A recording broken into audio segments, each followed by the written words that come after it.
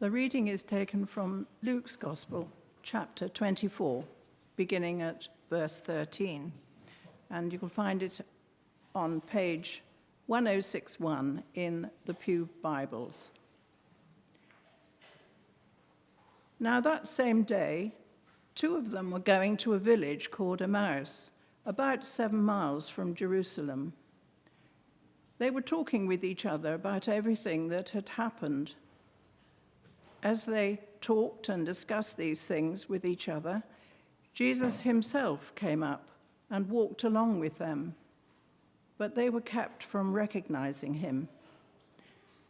He asked them, "What are you discussing today as you walk along?"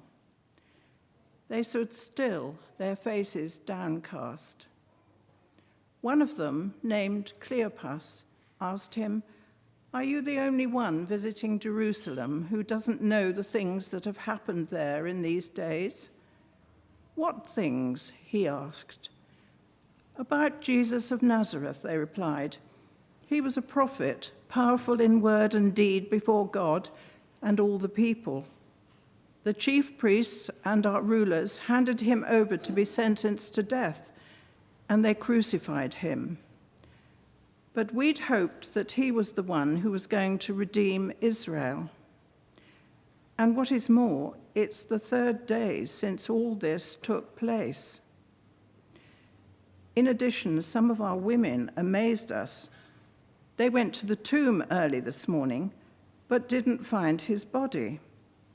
They came and told us that they'd seen a vision of angels who said he was alive. Then some of our companions went to the tomb and found it just as the women had said, but they did not see Jesus." He said to them, "How foolish you are, and how slow to believe all that the prophets have spoken. Did not the Messiah have to suffer these things and then enter his glory?"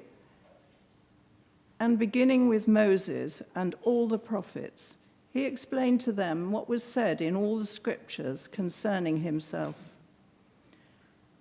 As they approached the village to which they were going, Jesus continued on as if he were going further, but they urged him strongly, "Stay with us, for it's nearly evening. The day is almost over." So he went in to stay with them. When he was at the table with them, he took bread, gave thanks, broke it, and began to give it to them. Then their eyes were opened, and they recognized him, and he disappeared from their sight. They asked each other, "Were not our hearts burning within us while he talked to us on the road and opened the scriptures to us?" They got up and returned at once to Jerusalem. There they found the 11 and those with them assembled together and saying, "It's true, the Lord has risen and has appeared to Simon." Then the two told what had happened on the way and how Jesus was recognized by them when he broke the bread. That is the word of the Lord.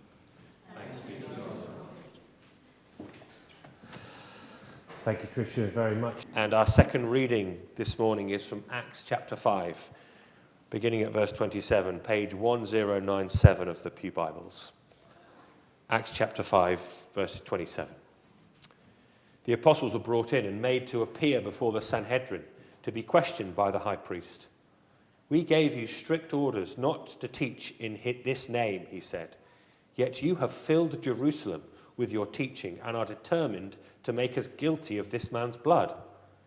Peter and the other apostles replied, "We must obey God rather than human beings. The God of our ancestors raised Jesus from the dead, whom you killed by hanging him on a cross. God exalted him to his own right hand as Prince and Saviour, that he might bring Israel to repentance and forgive their sins. We are witnesses of these things, and so is the Holy Spirit, whom God has given to those who obey him." This is the word of the Lord. Thanks be to God. We're going to turn back to Luke chapter 24. We pick up the story from where we left off last week, if you were with us on Easter Sunday, with the very next verse telling this famous story of the Emmaus Road. And it's one of those stories that is so famous that we might not catch the strangeness of it. To help us, here's a picture that's coming up on the screen just now. Thank you, Matthew. You probably don't know these people. You might have vaguely remember a story about them. In March 2020 and into April, they made the news because they were probably one of the last people, some of the last people in the whole world to hear about the COVID-19 pandemic. They were traveling around the world on that boat, and they'd left their previous port sometime in February 2020. And that was when there were these news stories just beginning to come in of this new strain of flu-like thing coming out of China. And then they traveled across the Atlantic, and they had no radio contact for a whole month. And then by the end of March, as they were approaching a port where they wanted to land, they found the port barred their entry. And as they eventually began to get news, they'd asked their parents not to give them any news whatsoever, particularly if it was bad. They found out that the whole world had changed and gone into lockdown. Now, there is something of that. Are you the last people in the world to discover this? About the way that these two disciples talk with Jesus at first in our reading. Something of that apparent ignorance. You can hear it in the very words that one of them says to Jesus, this person Cleopas in verse 18. Are you the only one visiting Jerusalem who does not know the things that have happened there in these days? But of course, the point is that it is all an act from Jesus. He knows everything. It happened to him. He's the central character. So there is a very strange thing going on here, that the person at the very heart of the story acts as if he doesn't know. He pretends like, he's clueless, like Eleanor and Ryan here, when in fact he knew the whole story all along. Why does he do that? What's the point of holding back from these disciples that, he's at the center of the story and that everything has changed because of him? Well, once you understand that, I think you understand more about the very heart of Easter itself, the very point and the great joy and value of the Easter story for us. The reason that Jesus holds back the key information from these disciples is because he wants Easter to change everything for them. Let me try and show you what I mean by that. There are two things basically that happen to these two disciples on this Easter morning. The first thing that happens is that they hear a fact. They hear a fact. Can you see how their world has fallen apart on their journey away from Jerusalem? We don't know why they're leaving Jerusalem. You might think that Jerusalem would be the place to stay, just to be with the other followers of Jesus who have seen their lives fall apart as well. Just, have some solidarity together. Maybe they are scared of the recriminations that will come their way for being on the same team as this crucified rebel. Maybe they just think there's no point. The story's fallen apart for them, so you might as well head home now. There's nothing else to see. Almost in verse 19, when Jesus gets them to talk about what's gone on, it's like they're reciting their creed, like we've just done. I believe in God, the Father Almighty. I believe in Jesus of Nazareth, a prophet, powerful in word and deed before God and all the people. The chief priests and our rulers handed him over to be sentenced to death, and they crucified him, but we had hoped that he was the one who was going to redeem Israel. It's like a creed that sort of crumbles as they're saying it. We had such high hopes, and it's all, crumbled to dust and ashes. Their lives feel hopeless. Their lives are going nowhere. I think it's significant that they're on a journey, but it's a journey away from the place where God is, in Jerusalem. Now, how could Jesus have undone all this for them? Well, the easy thing, the obvious thing, they're telling the story of Jesus. He's standing right in front of them. He could just say, look, I'm right here. Don't worry. The story isn't going to fall apart. Your creed isn't crumbling. In fact, let me tell you. Let me show you I'm alive. But he doesn't do that. He holds that back. And the reason is, well, I think it's in verse 25 and 27, when Jesus confronts them about all this, about the fact that they think everything's falling apart. Verse 25, he said to them, how foolish you are, and how slow to believe all that the prophets have spoken. Did not the Messiah have to suffer these things and then enter his glory? And beginning with Moses and all the prophets, he explained to them what was said in all the scriptures concerning himself.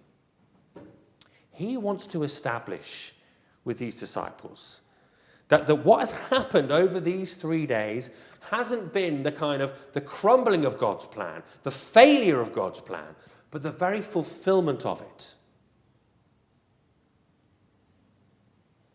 Did not the Messiah have to suffer these things? And I think if he'd have just appeared to them and said, look, I'm alive, don't worry, the danger for them is that they would sort of see God as something like a very, very good chess player. In fact, that's maybe how you could understand what Peter says in Acts 5, which I read just a few moments ago. The God of our ancestors raised Jesus from the dead, whom you killed by hanging him on a cross. I don't think Peter's saying that, but you could interpret that as, look, you got the sort of the baddies doing their thing over here, evil, trying as it will to thwart God's purposes.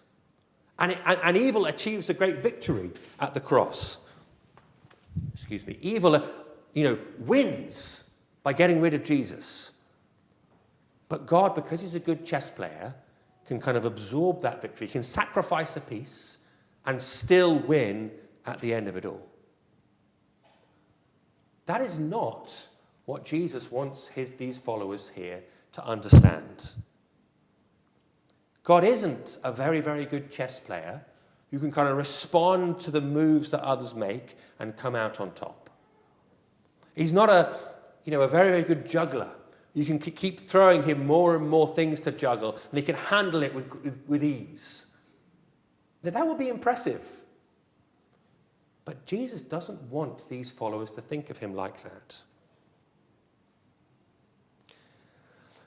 And I think the danger of thinking that God is sort of a very good chess player who can control the game even though he can't control his opponent. The danger is that you will start to think, if you're not careful, well, maybe there is a better chess player than God out there somewhere. It's all very well saying this about Jesus and what happened to him, but something comes in your life that's very, very scary and full of danger and threat. And you wonder, maybe this one's going to be the game that God loses. Jesus wants them to banish that thought. Now, evil is still evil. But God's purpose always prevails, and he never loses control. He never loses sovereign control of any situation. In the Heidelberg Catechism, which was a confession of faith that Christians used in the 16th and 17th centuries, we read this, will come up on the screen now. What do you understand by the providence of God? The almighty and ever-present power of God, by which God upholds, as with his own hand, heaven and earth and all creatures, and so rules them, that leaf and blade, rain and drought, fruitful and lean years, food and drink, health and sickness, prosperity and poverty, all things, in fact, come to us not by chance, but by his fatherly hand. You see a thing that the Heidelberg Catechism is claiming there? There's nothing that happens outside of God's sovereign will. There's no sense in which there's this kind of other player across the table trying to thwart God, and God's like, well, you've made that move, so I'm going to have to make this move, and I might have to lose this piece, but I'll win in the end. Jesus feigns ignorance of the situation. He holds back the key bit of data, which is that he is alive and standing right in front of them, so that they can understand that this act of greatest evil, the greatest evil ever perpetrated, killing the Son of God, it wasn't an act outside of God's plan that then God had to react to and somehow win a victory. It was a fulfillment of God's plan. And I think maybe the kind of pastoral point of this for us is that if God hadn't lost control in this moment, then he hasn't lost control in all of those circumstances in our own lives that seem so hopeless to us. Now, I don't want to just sort of present that as something easy to believe. Clearly it isn't. When you go through those dark valleys, when I go through those dark valleys, we will all be tempted to think, well, maybe this is a moment where God is, I don't know, he's asleep at the wheel to some extent. Or, you know in your head that, well, this is true, but it doesn't feel like it. Which is why there's more than just the fact, I think, in this reading, in this account. They hear this fact that God is completely in control. He has not lost control. He isn't trying to turn the situation to his advantage. They hear that fact, but they also experience something. They experience Jesus as a person. Because, of course, in the way that this story is told, it's not as if Jesus keeps his identity healed forever. Eventually, he does show himself. Verses 30 to 31. When he was at table with them, he took bread, gave thanks, broke it, and began to give it to them.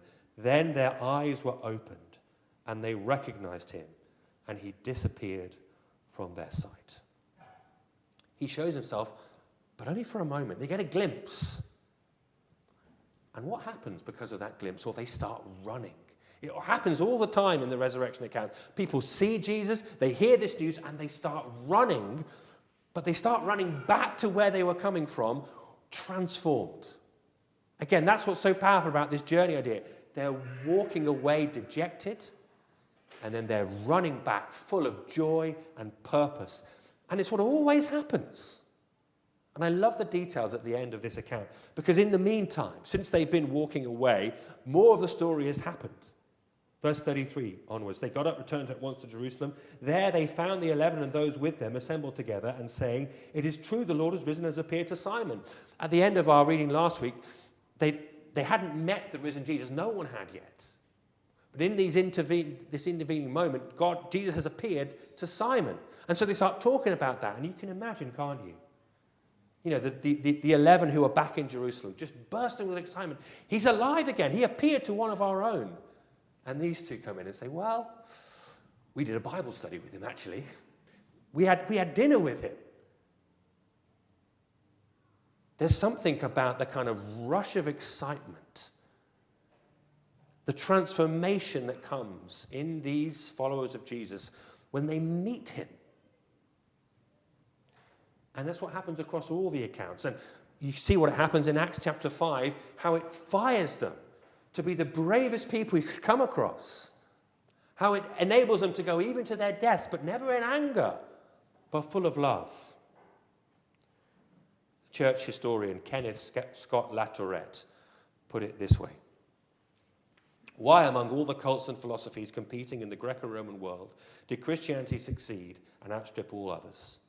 Why did it succeed despite getting more severe opposition than any other? Why did it succeed though it had no influential backers in high places, but consisted mainly of the poor and slaves? How did it succeed so completely that it forced the most powerful state in history to come to terms with it and then outlived the very empire that sought to uproot it?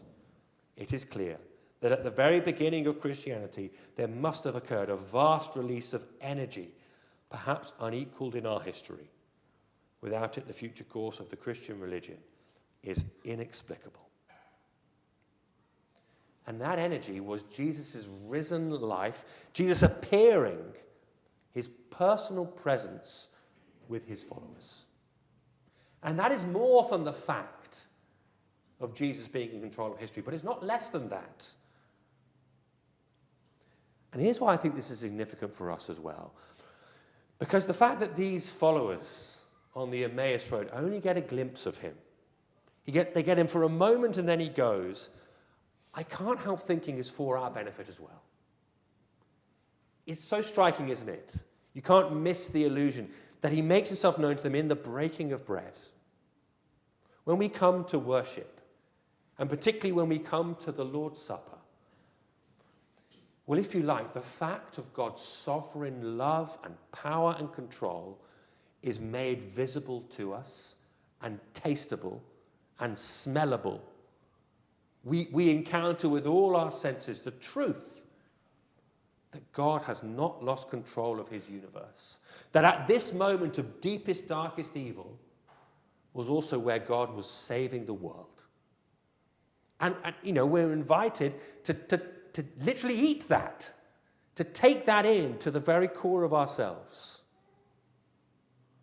In bread and wine, we have this permanent, this constant memorial of the fact that God doesn't lose control of his universe, not for one moment.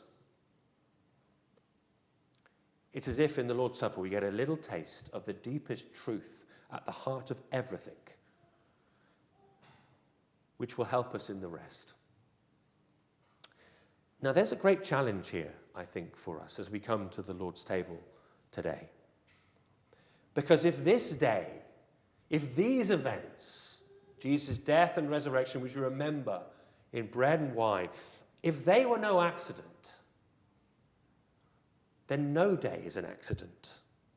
If these circumstances weren't a victory for evil, then ultimately no circumstances will see evil win. Now, of course, there is a great mystery that we have to walk through and walk with and grapple with as we go when those times in our lives come where it feels like evil is winning, where it feels like there's despair and hopelessness. And the challenge, I think, as we come to the Lord's table is, if you like, to apply the truth of what we eat and drink together and what we hear in Luke 24 to those circumstances. And to say to God, as we take that bread and drink that wine, okay, God, I don't understand how this circumstance in my life, whatever it is going to result in your victory and good. It looks hopeless to me. But I trust you that because of this dark day in history wasn't a day of loss and failure, that none of my days will be. I find that an enormous challenge. I've shared with many of you about my sister-in-law going through treatment for cancer. And it could be that in the next few weeks we'll hear a sort of possibly a kind of a really significant update, which might not be good news at all. I know that many of you have been through, are going through similar sort of situations where things, humanly speaking, look like this. How can this be anything other but evil winning the day? But in the Lord's Supper, we have a glimpse of the truth that however it looks, that is not what is happening. It's a challenge then, but it's also an assurance. Because if we do feel like these disciples with our creed in tatters, whatever that is, the invitation here is to come again. Well, first of all, listen to the scriptures, search them, and find out how God's plans are good and will prevail. It's one of the reasons we have our home groups here, so that we can spend time, if you like, doing something like what the disciples do with Jesus on the road. Through the Moses and all the prophets, to understand what's in the scriptures about Jesus. And come to the supper. And come and receive again the assurance that Jesus Christ, on that darkest day, he wasn't losing. And so ultimately, however it looks, in him you will not lose either. Let's spend a bit of time in silence, reflecting on what this means for us. And then I'll lead us in prayer.